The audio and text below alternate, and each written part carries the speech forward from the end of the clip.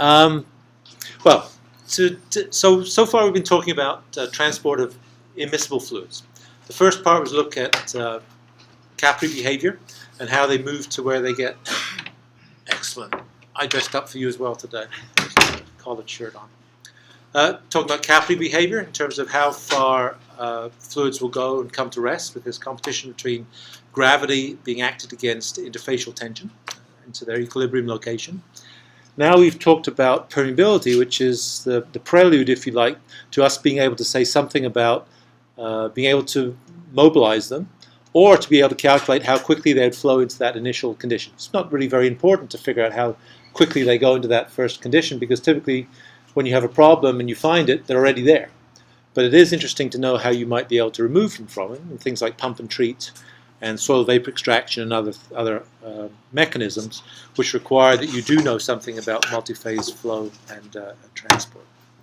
And so I thought we'd just recap things very quickly and do it using a couple of these diagrams that we already kind of ventured into talking about last time. And this is our classic diagram. And the features of it, as you'll remember, are that the magnitude of relative permeability, which is on this vertical axis, goes between 1 and 0.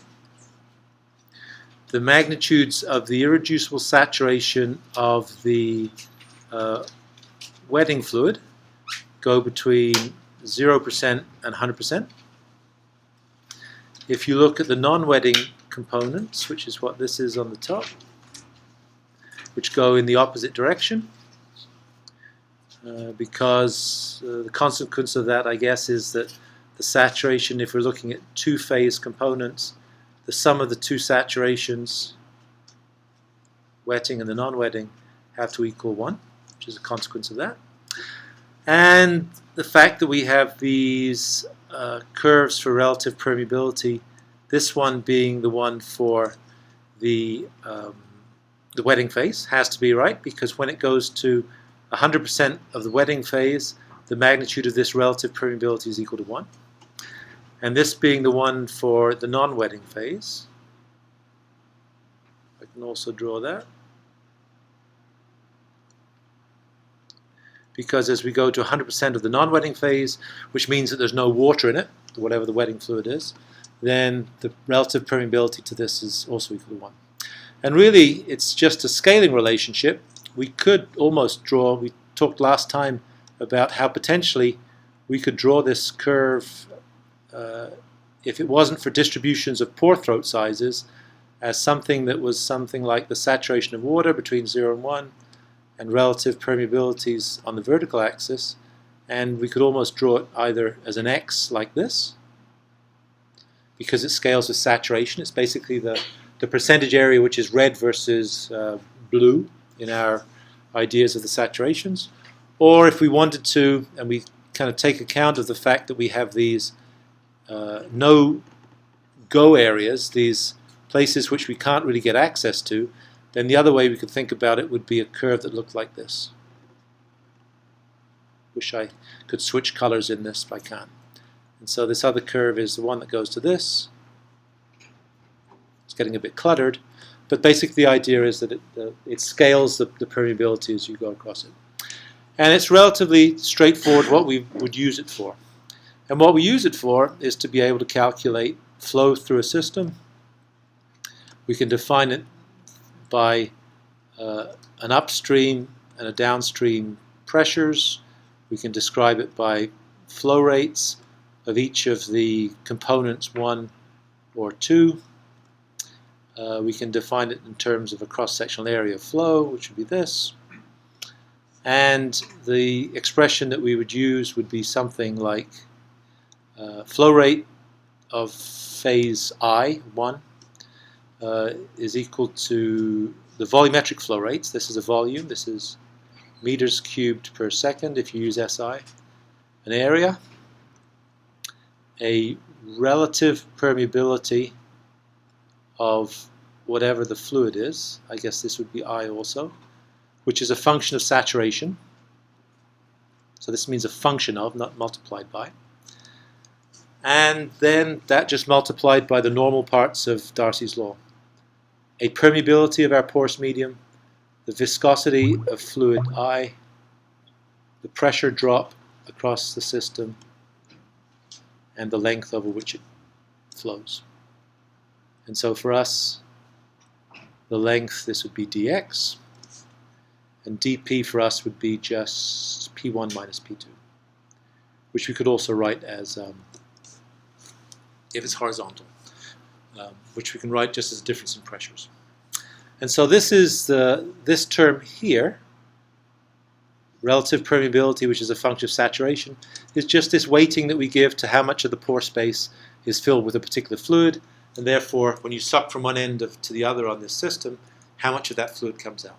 And so in terms of this is no dimensions, this is in Pascal seconds if it's SI, this is in meters, this is in pascals, which is the same as newtons per meter squared.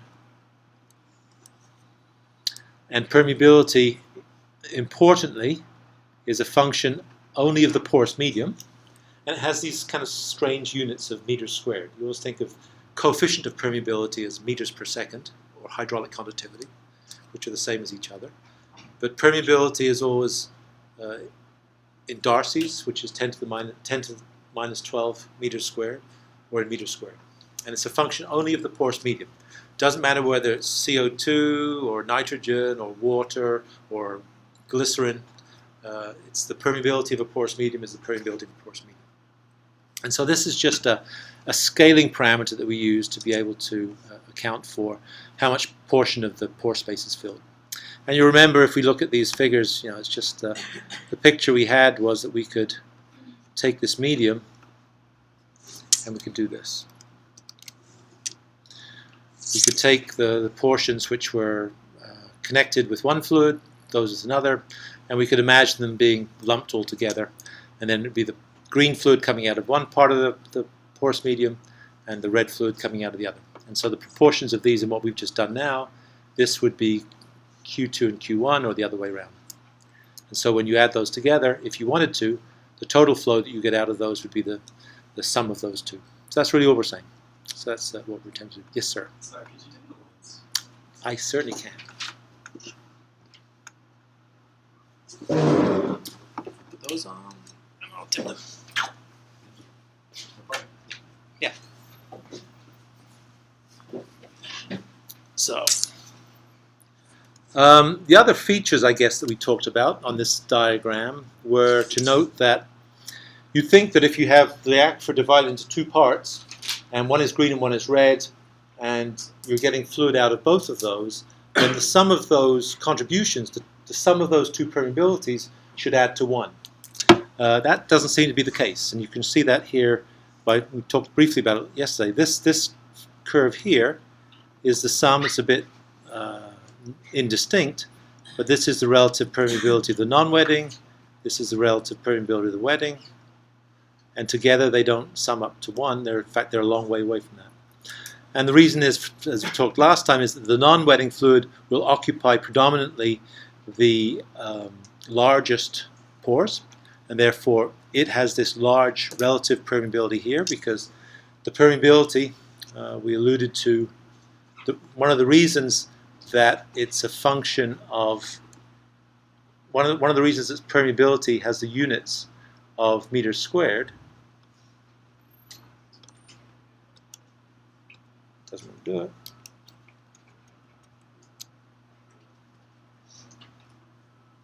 so just units of, is that if you look at the velocity that you get out of the system, the velocity is proportional to the permeability, and the velocity of anything in the pores turns out to be proportional to the diameter squared. And so when you talk about a permeability in terms of meters squared, you could think of that as the square of the pore throat diameters. That's exactly, it's a proxy, if you like, for that. And so if you have a permeability of a microdarcy,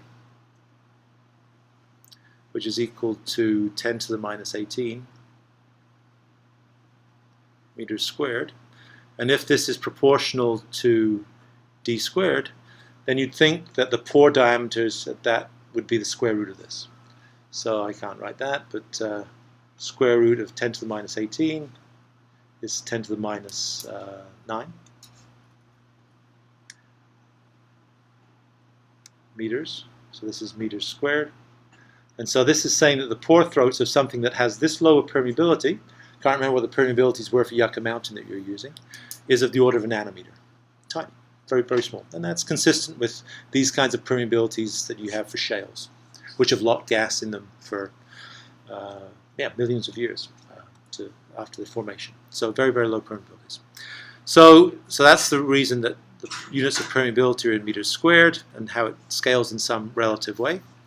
Also, I suppose, this reason for this is that this is for the relative permeability of the wetting phase, and it occupies the smallest pores by preference, because it gets pushed out of the big pores because the other fluid gets pushed into the big pores first.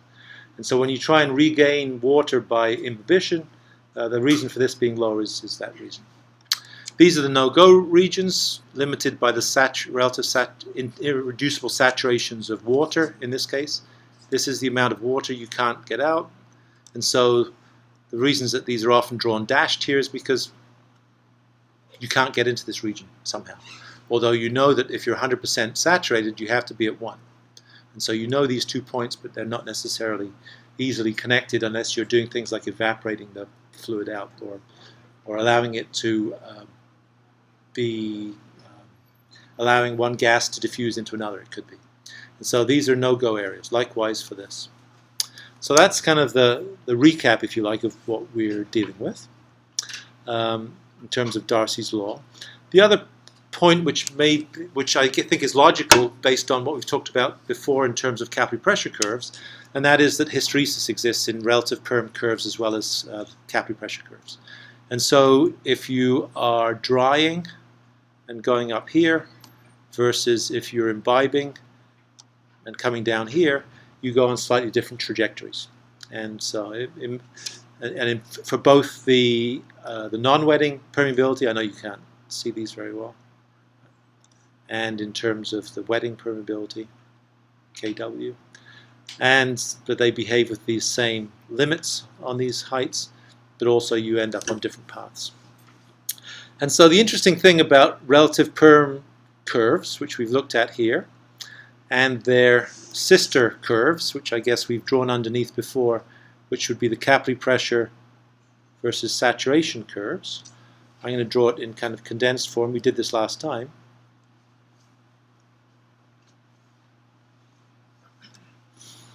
Is that almost never, if you're working on a job, would you end up sending something out to a lab to be able to make these measurements.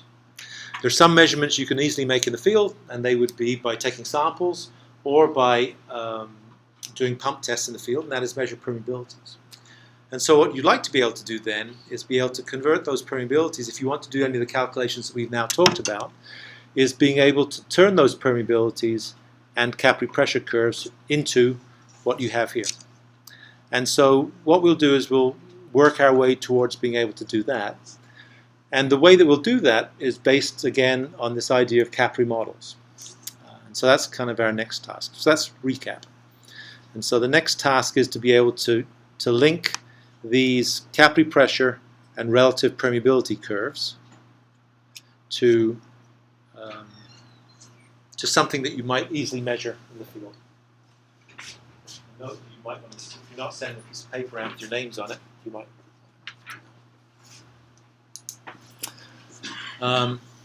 So here's one way to look at that. You've used this already, or you are using it in your assignments, and that is that you've used an expression, I think, which is permeability is equal to aperture cubed divided by 12 times the spacing, without any description of where it comes from. And that's not a useful expression in itself in the way that you might think you might want to use it. In that, if you go into the field, you could measure an aperture and you could measure spacing between fractures, aperture being the gap between fractures. But the reality is you can't measure this. It's not a measurement that you'd be able to do very easily. What you can do quite easily is measure permeability in situ, or know what it is, look at the spacing in core or in outcrops, and be able to calculate aperture. And so that may seem kind of a useless thing to do at first blush, but if you remember, we had developed capillary models to say what the capillary rise would be within a single fracture. And so one reason that you might be interested in figuring out what the aperture is from the permeability is that maybe you could link permeability and relative permeability curves and the capillary pressure versus saturation curves in some useful way if we find out what the components are that contribute to permeabilities. And so that's the reason that we're doing it. So we'll do it first for an array of fractures, and then we'll do it secondly for an array of capillary tubes to make the point. And then we will try and link them together to say something about the linkage between capillary pressure saturation curves and relative permeability saturation curves. So the approach is pretty straightforward. From fluid mechanics, we know that the distribution of flow across flow that's driven between two parallel plates is parabolic, and it gives an average velocity. If we replace this parabolic velocity distribution by an average velocity, which would look like this, then this average velocity is given by this. The head gradient across the system, this is the kinematic viscosity, which is equal to dynamic viscosity over density, which is equal to rho over, dynamic viscosity over density. So just a new term. And the aperture squared. So in a single fracture, this is the expression that gives us an average velocity. If we want to calculate the volumetric flow that comes out of that per unit area, then we would just multiply this by a cross-sectional area, A, and that cross-sectional area would be equal to the width of this, which let's call it equal to 1, and in other words, this area here. I guess it doesn't like doing these little hasher things. It's these things all over the place. So in other words, if we wanted the cross-sectional area of this fracture here, it's going to be b in width, and it's 1 long. And so the area that we put in here is just this. So we can get the volumetric flow, and I suppose it would have to be 1 long, because it has to be an area, right? If we look at the number of fractures that we have per unit length, and so if this is unit length 1, and if the spacing between fractures would be every 0.5 meters, then we'd have 2 fractures within a 1 meter length, right? Or 3 if just the... So in other words, if you take the length and divide by the spacing between fractures, 1 meter divided by 0.5 gives you 2 fractures per unit length. And so if you take the volume flow rate per unit fracture and you multiply it by the number of fractures you have, then this gives you the total flow that comes out of this. And if you manipulate this a little bit, you end up with this expression here, which if we substitute for this is equal to for this expression here, where I guess that this is not right. This is gravity, not density. Sorry. And if you substitute everything in here, you end up with this expression here. And if we substitute this, we should end up with this being equal to b cubed over 6s, because nu, which is equal to mu over g, that doesn't seem, bless you.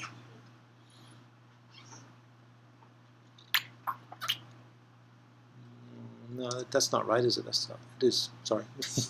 Put this back in here. It is density.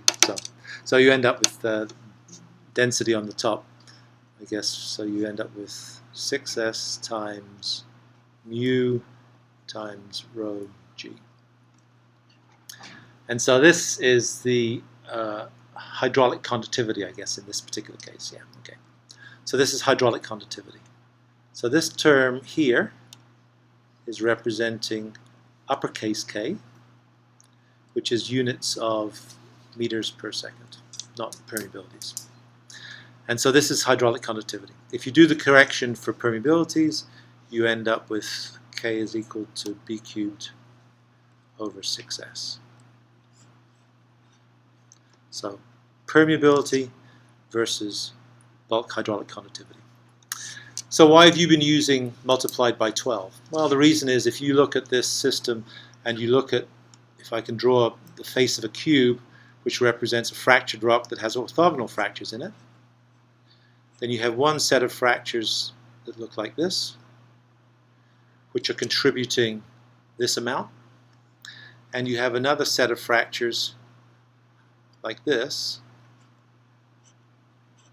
which are contributing a second amount coming out of this face, right? So you have two contributions from the vertical fractures that daylight in this face and the horizontal fractures. And so this would be whatever the apertures of those fractures are divided by 6S. And this, if the B's are the same, then this is just B cubed over 12S. So that's where it comes from. And so what we can do is we can get a really very simple expression to be able to define exactly what permeabilities are. And so that's useful because I reiterate, because we can measure this quite easily, we can get this from cores, and therefore we can figure out exactly what this number is. And so we can use that. If we looked at the behavior within fractures, now that we have an absolute value of permeability, we know that flow rates we can get from a cross-sectional area, a relative permeability of whatever the fluid is, wetting or non-wetting. This is a function of saturation, of whatever the fluid is. A permeability divided by viscosity, and in our case, let's use pressure. You can use head or pressure, doesn't matter. Then this term here that we might want to use is this. This is this.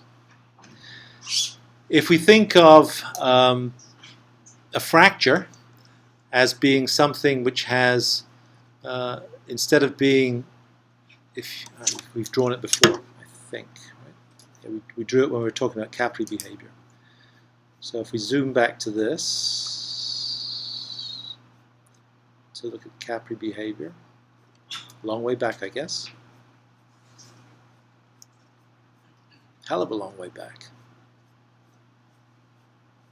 Am I dreaming that we? Ah, there we go. So if you look at a fracture, what we've said is that these fractures kind of look like this. And that they have some aperture attached to them, and therefore we can come up with this idealized model of what the absolute permeability is of this particular system. Well, they're not quite that. But what we could do is we could think of it, instead of being a parallel plate fracture like this, it could be a fracture that has this width here, this width here, this width here, etc. So in other words, we just divide it up into these individual components.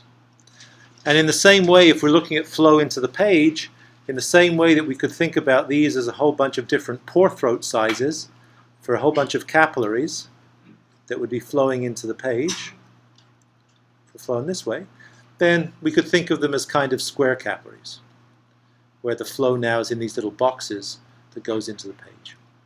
And so if we think of having these at a whole bunch of different apertures, and therefore capillary behaviors, then if we looked at a real relative permeability curve, then we could imagine that real permeability curve, which I've overshot here, would actually conform to the same kinds of behaviors that we've talked about before. And that is that it would have, for the non-wetting fluid, the permeability would be lower, the non-wetting would be higher, the wetting fluid permeability would be lower. If we wanted to do it as an idealized one, then perhaps what we'd do is we'd figure out what these exclusion zones would be. We know these are probably roughly 50, this would be 85%, and 15, and 15, and 85 on the bottom. And if we wanted to just fabricate it, then we could think about it looking a bit like this. Those are supposed to be straight lines. I can't draw straight lines very well. And so this would be the form of this so-called X-shaped relative permeability curve. This is what we need to be able to calculate what the flow through the system would be at any given saturation that we might have. And so if you choose a saturation, then the relative permeabilities that we might use would be these two values. This would be the relative permeability of the wetting fluid. This would be the relative permeability of the non-wetting fluid at a saturation of water equal to, it's not 85%, is it? Maybe it's 60%. And so this is a number. I don't know what it is. It's probably about 0.3. So we have this term here. If we knew what the permeability of our fluid was, of our formation was, to any fluid, if we knew what the viscosity of our particular fluid was, if we knew what the cross-sectional area of the end of our pipe was that contains fluid 1 and fluid 2, in other words, this total area, then we can do the calculation if we know the pressure gradient across it.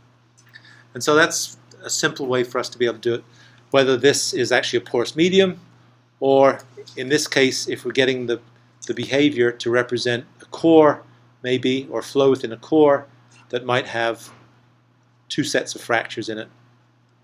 I guess if it's one set of fractures, then the spacing between these would be S, and the permeability would be equal to B cubed over 12S. Would be the magnitude that we'd use here. So a straightforward way of being able to calculate that. So relative permeability curves work for porous media. We'd expect them to be the same for fractured media because of the same idea that we have this variety of aperture sizes or pore sizes, which mean that as you change saturations, you differentially saturate different parts of your porous medium. But what I promised you before was that if we never ever measure these curves in the field, there might be some way that we could be able to relate the behavior, the idealized behavior, through one simple parameter, and that would be in terms of the absolute permeability, or the the permeability that we measure. And the yeah, go ahead, Shah. The B value, the variable, that is the spacing between some material, correct? Like the crack, the separation between the walls on the fracture, yes. Okay. This is B. And so it's this thickness here, yeah. It's important to make that distinction, yeah. Yes, this. You are correct. And so here's one way to link them. This is the expression that we have. This is the bulk permeability for two orthogonal sets of fractures. It's given by that. It doesn't matter if it's 6 or 12. You know, these are all the questions you're doing are open-ended. When permeabilities vary by maybe 10 orders of magnitude, from nano-Darcy shales, 10 to the minus 21 meters squared, to something which might be 10 to the minus 10 or 10 to the minus 9 for gravels, so about 1,000 Darcys in other words, then a factor of 2 just doesn't make any difference. It doubles the flow rates, but in terms of the other parameters which we're working with, that's a trivial difference in the range. So what we could do is we'd like to be able to link the magnitudes of relative permeability curves and capillary pressure versus saturation curves.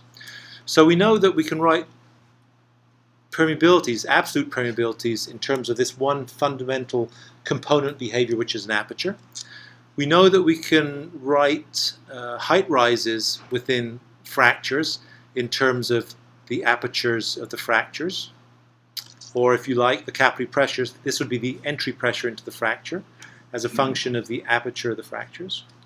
So what we could do is we could try and write this in terms of B. And so if we rearrange that, we end up with the bulk permeability times 12 times the spacing cube rooted, right? Just rearranging this. If we rearrange this term here in terms of B, we'd end up with B B being equal to 2 times interfacial tension divided by the entry pressure, PC0 we've called it. And so what we could do is we could equate both of these. And if we equate both of these, we end up with 2 times sigma over PC0 is equal to, in this case, the bulk permeability times 12s cube rooted. And if we wanted to rearrange that, then to define Kappa pressure, well, we just rearrange this. And so, did I lose something in this? It's 2 sigma over, okay, I worked from this one. So let's just go all the way through with the one we have here. It's going to give us the Kappa pressure is equal to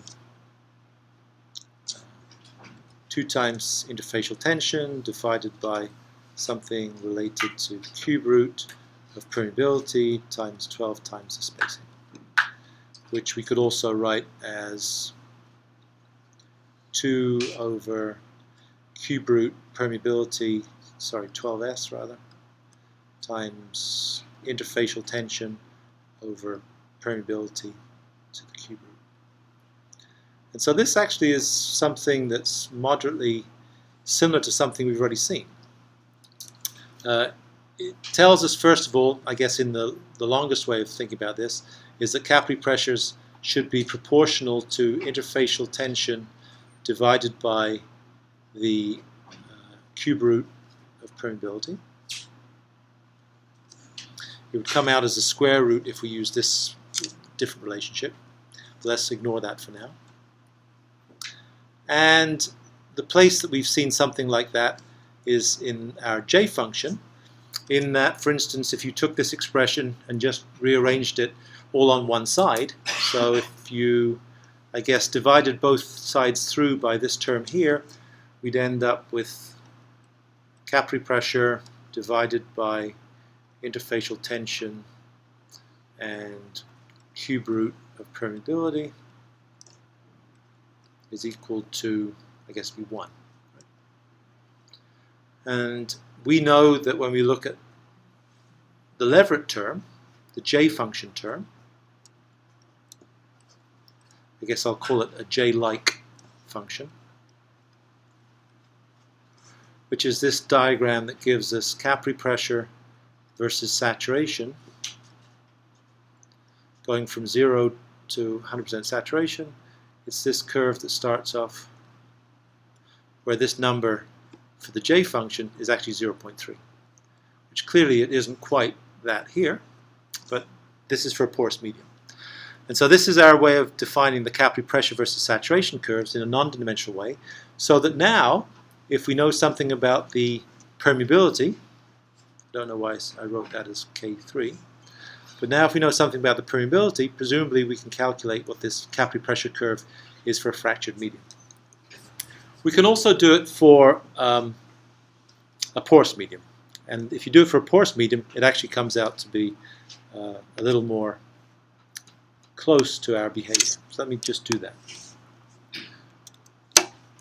So I won't go through the full derivation. So we are 2.5, I think.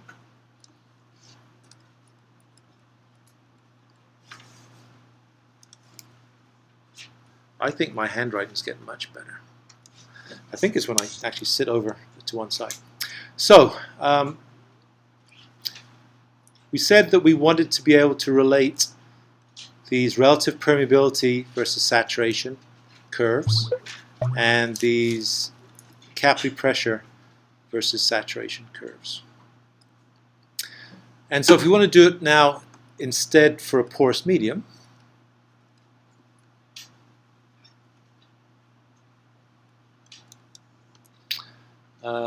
our goal is to be able to generate each of these curves. One's very easy to get, I guess. It's going to be the two stacked curves that we've talked about before. One is a function of capillary pressure. One is a function of relative permeability. And they both scale with saturation of water, or the wetting fluid, or the non-wetting fluid.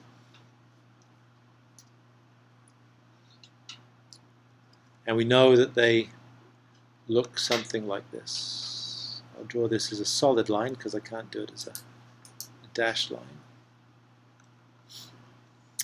And so the relative permeability curves will look like this. So we don't really have to do very much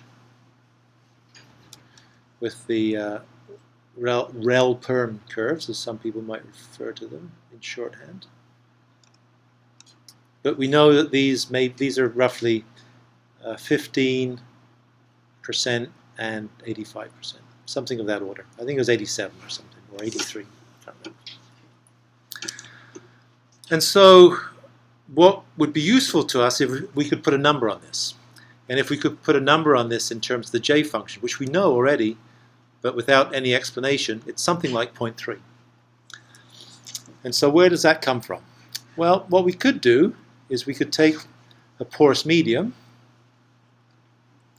and we could idealize that as a whole bundle of capillary tubes. I need to look at my calcs for this. And if we did that, we would end up with, it's not on here, and I didn't bring it.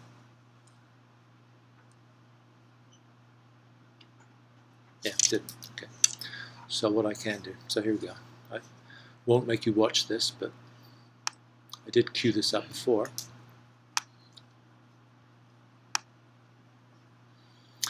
I think it was this.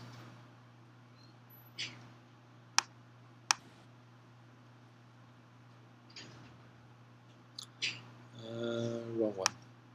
It's a core. It's a core that has all of these in it. It's not on there either. So what we could do is we could try and calculate. Okay. All right. Sorry for that stall out. So it turns out that if you took each one of these tubes and you looked at the flow rate along it, you'd find that the flow rate was proportional to the pressure gradient that you apply, and it's also related to the diameter of the tube to the power 4. The velocity is proportional to the square, just as it was for parallel plates. You multiply the velocity by the cross-sectional area, which is pi d squared upon 4. Then it turns out to be the volumetric flow rate is proportional to the diameter to the power 4. So if you use this in exactly the same way as before, you end up with a permeability, which is equal to d squared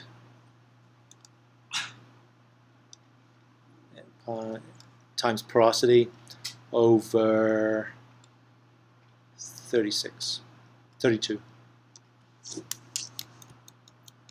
So if you go through the calculation, if you look in last year's 2.4 video, we do this derivation. I'm not going to do it here, but it's proportionate.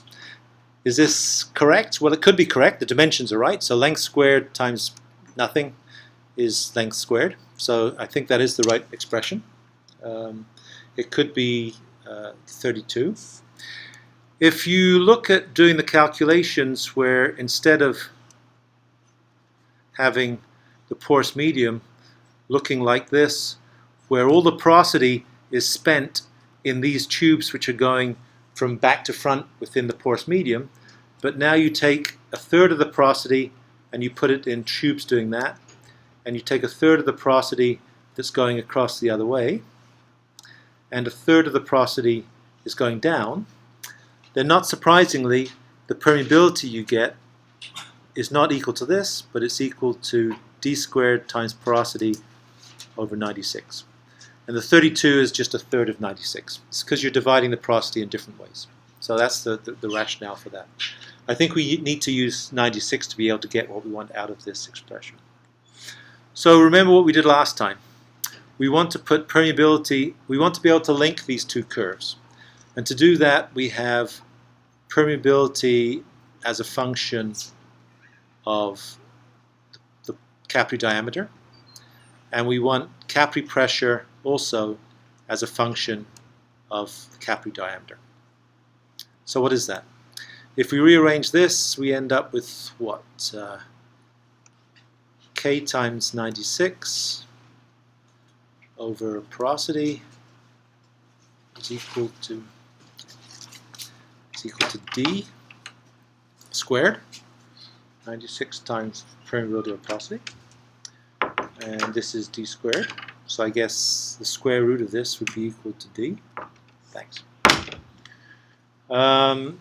We defined capillary pressure, if you remember, as being equal to, I have to remind myself, 4 times interfacial tension over capillary diameter.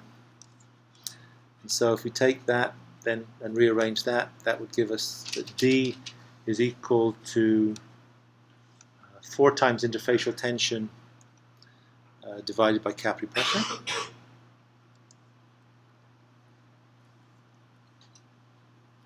And if we equate these to each other and rearrange them, so we'd end up with, well, just write them, 4 times interfacial tension over capillary pressure has to equal to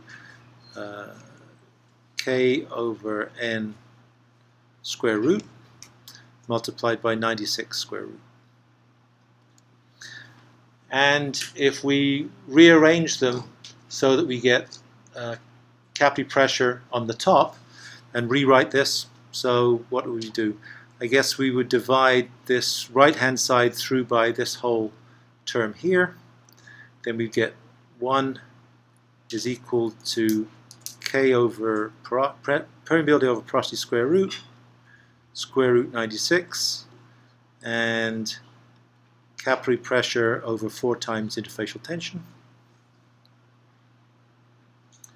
And if we then multiply both sides by 4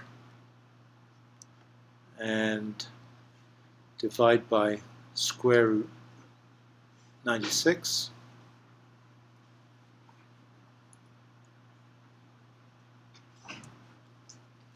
then we get rid of this and this, and we have a term which is capillary pressure.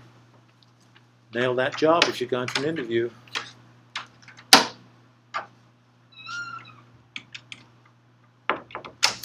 And what does the right-hand side look? Square root 96 is that something? Square root 100 is 10, so it's roughly 4 over 10. That's good enough. Which is equal to 0.4. Whoa, fantastic. My guess is that 4 over square root 96 is close to 0.3, and so that's where that number comes from. And so this relationship is merely based on the fact that people have used these very straightforward capillary models to represent capillary behavior and permeability behavior. It takes the place of a whole bunch of little tubes, which we know the characteristics, behaviors of each of those tubes, and so now we can use those to link things together. And so from this, you'd end up with the expression, I suppose, that if you want to write this out in another way, capillary pressure is proportional to interfacial tension times porosity over permeability square root, which is what we've had on the previous slides. And so that's the linkage. So the bottom line, I suppose, is that we've hopefully made the case that if we can measure the absolute value of permeability, measure it in the field, measure it in the laboratory by taking samples, so long as we have that. If we know what this is, then we can calculate what flow rates are, because we know that flow rates are going to be equal to cross-sectional areas, relative permeabilities, which are a function of saturations, and absolute permeabilities, viscosities of the fluids, and the boundary conditions that drive flow. So if we measure this, which is what we've made the case here, we can always get this magnitude, not without any of the manipulation needed, by just defining whatever the saturation is. And if we know what the saturation is, immediately we know what the non-wetting and the wetting relative permeabilities are that go here. And if we know what the fluids are that we're flowing, then we immediately can, if we know the pressure gradient that's driving flow, we immediately can calculate the flow rate. So that's what we do. The harder one for us to get is this Kappa pressure curve, and that it'll be actually your next assignment to be able to figure this out from data, is now that we can actually anchor this point here in a logical way, and we know why that is, then we can always fabricate these curves if we know this is the only term we need to know. Because if we know permeability, typically we know porosity as well. It's not a very difficult thing to measure. If we know what the interfacial tensions are for the fluids that are in there, then by definition we can get the Kappa pressure and we can make this curve form. And so that's kind of our hope to do that today. So that's our reason for wanting to do that. If you want to look at a more detailed version of how to get the permeabilities, I think it's in the archive for 2.3. I'm almost certain it is. So what we If I can skip through this, I can probably see in the background. Maybe, maybe not. Maybe, maybe not.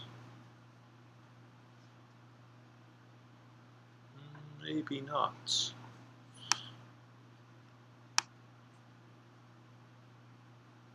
No, okay, well, fine.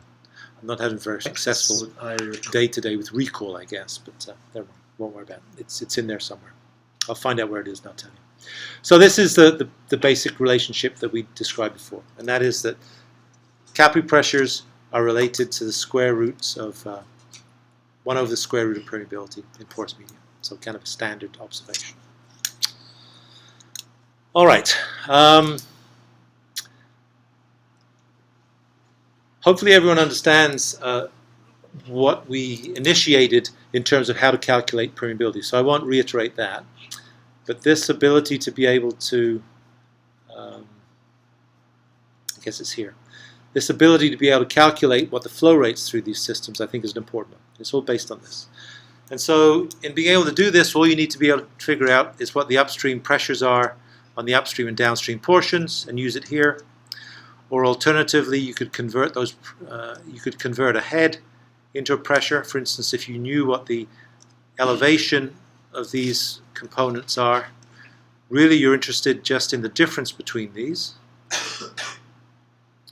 So delta elevation would be delta z, and I suppose you could write that the change in pressure between the upstream and downstream has to be equal to the difference in elevation of those two water tables, standpipe piezometers, multiplied by the unit weight of the fluid.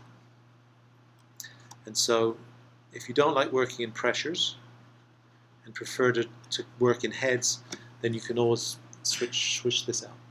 And this will always be true if you measure your pressures according to a difference in what the standpipe elevation would be. It completely gets around this whole idea of having this extra component in here, which we talked about last time, which is this extra term that we have in Darcy's law, which is this. It completely gets rid of this term and allows you to, it includes this term if you do that. And so if you work in pressures and it's not a horizontal flow, then all of a sudden you have to worry about this, the swimming pool height. The fact that there's a pressure difference as you go up in a swimming pool, but it's clearly not flowing, and Darcy's law suggests that if there's a pressure change with location, then it should be flowing. And so this is the balancing component that exactly counteracts that when you're measuring things in the vertical direction. But if you don't like thinking about that, then the one way to get around it is to do exactly what we talked about here and use the standpipe pressures that you'd have at each of these two locations, look at the difference in them, and then use that to convert into the pressure difference that you use across it. So that's a useful thing to be able to do. All right. So the other thing that we might want to do is to do something a little more sophisticated in terms of the models that we might use. And I'm not going to spend a huge amount of time on this, other than to note that it's exactly the same as some things that you might have seen in your past, this expression. If we want to be able to flow, solve for flow in multiphase flow, other than doing this simple back-of-the-envelope calculation of a sample, two fluids flowing, upstream pressure, downstream pressure, which you can do absolutely for steady state using Darcy's law, just as we've said. If you want to do something more sophisticated, which we probably really won't do in this class, but we should actually talk about what the constraints are. If you want to do something a bit more sophisticated than that, then what we could do is we could look at taking a control volume, which we're going to flow fluids through. Fluid, let me write it as Q1 and Q2. So Q1 is a velocity, and so the total flow rate Q1 would be equal to its velocity multiplied by its area. This would be A1 and A2. But that's not the point I really want to make. So what we could do is we could write a conservation equation. And the conservation equation would be this. dq dt plus m dot equals 0. Differential equation. Those who've taken fluid mechanics would recognize this as a conservation equation. It doesn't matter so much what the components are. This is a mass rate of flow. I guess this would be the density on here. This is mass rate of flow.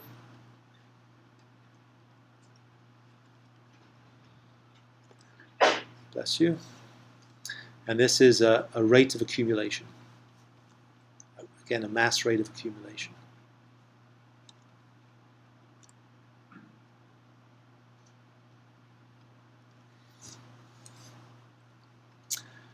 And the idea is that if you have a control volume, which would be dx times dy times dz, a differential control volume, then the amount of fluid flowing in one side and out the other, if it's in steady state, the amount going in will exactly equal the amount coming out, and therefore this will equal to 0. If it doesn't equal the amount going in to the amount going out, then some will accumulate here. And so we can write a differential equation that says that. And so the continuity equation that we write would be in this particular form. And this is the accumulation term. So this is saying the rate of change of the mass of fluid. So how does this make sense? So if we multiply both sides through by the volume of this element, which we'll call V, then this is actually useful for what you're doing in Yucca Mountain. If you take the volume of the aquifer and you multiply through by the porosity, this is the volume of the pore space. If you multiply the volume of the pore space times the saturation, then this is the volume of what? This is the volume of the fluid. So this is the amount of fluid in it. So porosity times volume times saturation is the volume of the fluid. Multiply the volume of the fluid by the density of the fluid gives you a mass of the fluid. So this whole term must be in mass rate of change per unit time.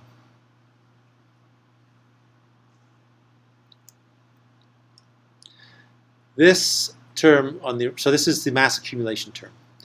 What's this term? This is in terms of, this is a velocity. This is a density. This is a volume. And so if you take a volume,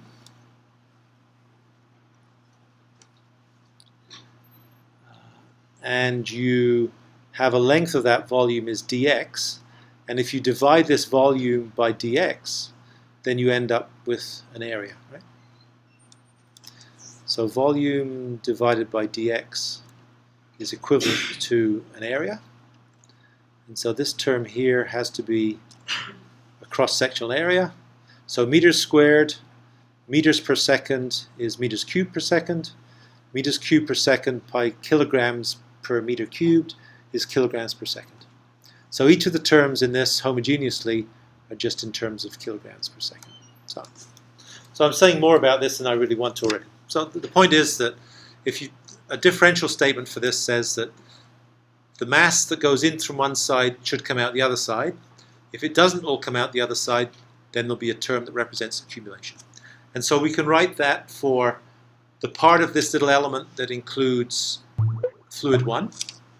And if we do that, we end up with this expression here,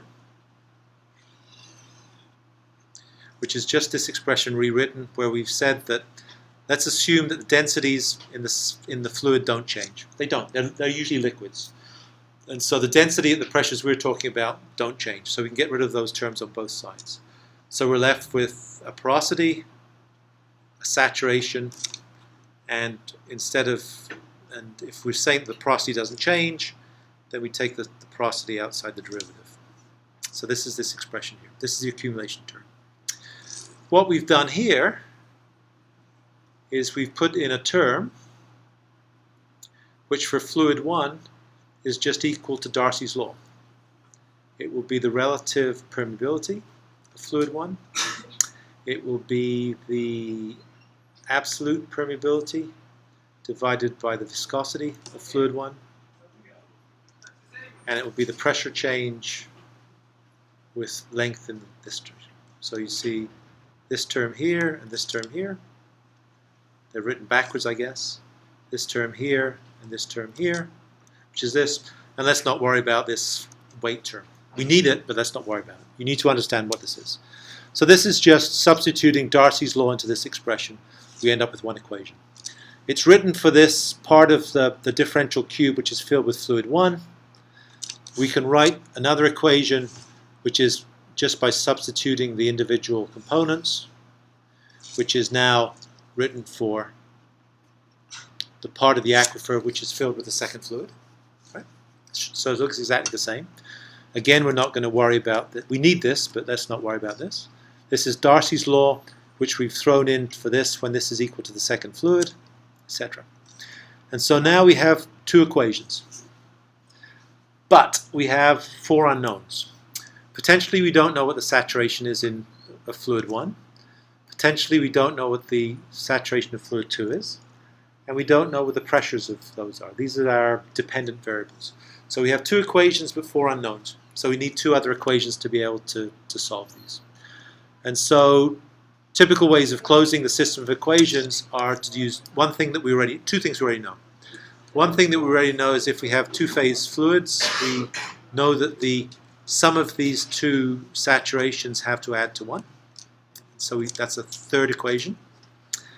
And the other thing that we know is that the difference between these two pressures, because of the Kappa pressure versus saturation curve, all of the points that we have must lie on this curve. That the definition of the Kappa pressure is the difference between the non-wetting fluid and the wetting fluid.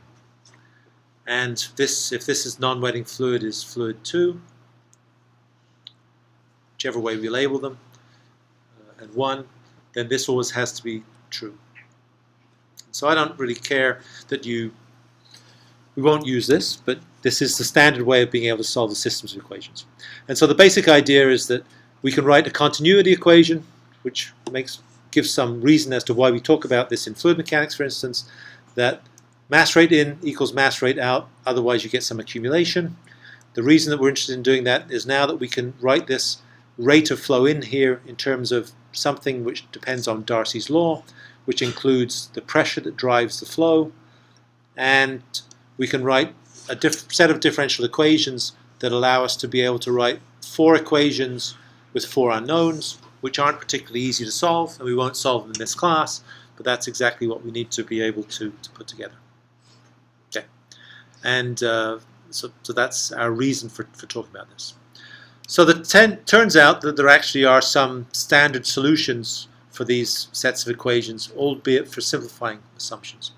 One of them related to the Leverett function, Buckley-Leverett, are the Buckley-Leverett equations, which solve those equations in one dimension for a simpler set of equations. Basically, it assumes that capillarity is very small. And the solution to this are the diagrams given on the right-hand side of this figure here.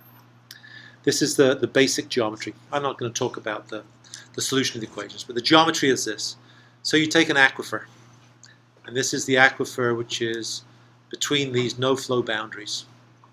And it has a porous medium in it, sand, say, and it starts off with a saturation, in this case, I presume, of oil. So it has oil at its maximum saturation and the irreducible saturation of water. And it's because these equations, when they're developed, were to be able to look at pulling oil out of petroleum reservoirs, hydrocarbon reservoirs. So that's why it starts off with those conditions. And it looks at what happens if, for instance, you start pumping water into this reservoir. So the reservoir could be horizontal and look like this. No flow boundaries on the top, in other words, capillary barriers, so nothing goes out. You pump water into the upper face, and the question is, what happens to the saturations as you go along here? And so the solutions are given in this diagram here, which I will try and reorient. So let's say that this is our aquifer. Instead of putting fluid into the left-hand side, we're going to pump water into the right-hand side. And I say that because what I can do is we can now look at a saturation versus distance graph, where this would be saturation of water equals 100% and saturation of water equals 0. So when we initially start with the reservoir, what does the saturation look like along this? Well, it's drawn here, in this figure here. I'll remove that. And so my reason for doing that is I'm just going to switch this over. Yeah, okay, that's right. So it's going to be this curve exactly. So this is the curve. So the reservoir sits here above it. We're going to pump water into here. It can't get out top or bottom, and so it has to physically displace. So what's the system going to start looking like? The initial saturation looks like this. Actually this. So it means that throughout the reservoir, 15% is going to be water, and 85% is going to be the non-wetting fluid, which in this case is oil. Right? That's the initial condition, and it's uniform. If we start pumping from the upstream portion, then what it's going to do is, because it's water, all of a sudden it's going to raise the proportion of water. So the initial case was going to change, presumably to look like this. It can only go up to this point, right? Because a certain proportion of the non-wetting fluid is going to be left in there. We can't get beyond that. So you recall on our curve here,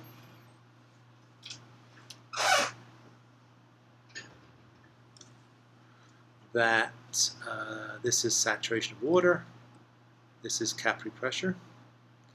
So what we're doing is we're starting somewhere within our reservoir. I guess we're starting, where are we starting? We're starting here, right? This is this point, I think, right? So it's starting, so there is not very much water in the system.